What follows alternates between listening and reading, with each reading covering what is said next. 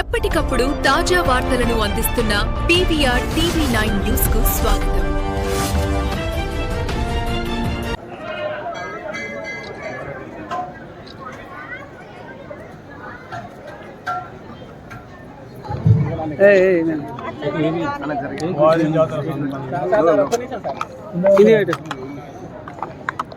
వారి జాతర సందర్భంగా అమ్మవారి దర్శనం చేసుకోవడం రావడం ఈ కార్యక్రమం దీనికి ఈ అవసౌకర్యం జరిగినందుకు ఈ అమ్మవారి సాక్షి ప్రతి దర్శనానికి వచ్చిన ప్రతి అక్క చెల్లి పెద్దమ్మలు అన్నదమ్ములు అందరికీ నీరు క్షమించమని కోరుతున్నాను. ఇంకోసారి వచ్చే సంవత్సరం ఖచ్చితంగా ఈ అసౌకర్యం మాత్రం తప్పకుండా మరి బాధ్యులు ఎవరైనా నేను ఎమ్మెల్యే నా బాధ్యత తీసుకుని అందరూ క్షమాపణ ఒక్కసారి భరించండి. వచ్చే సంవత్సరం పూర్తి చేయించాం. ఇంకోసారి చెప్తాను, మా గడిపూరు గ్రామ పంచాయతీ పరిధికి వస్తుంది. ఇవాళ కార్యక్రమాన్ని వాళ్ళకి అనుభవం వాళ్ళు చేస్తుంది. ఎండమెంట్స్ తీసుకుని గవర్నమెంట్స్కి లెటర్ ఇచ్చేసినాం. ఎండమెంట్ అఫీషియల్గా 2 నెలలు 3 నెలలు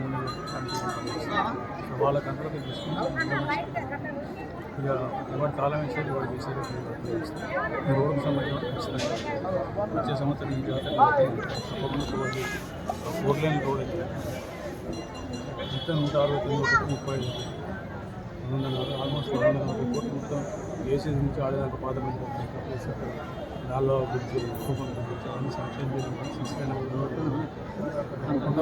వచ్చే క్వారీ జాతర ఆషాఢ ఈ వ్యవస్థను మరొకసారి దీని టూరిస్ట్ ప్లేస్ ఏమైనా డెవలప్మెంట్ చేసే అవసరం ఉంది.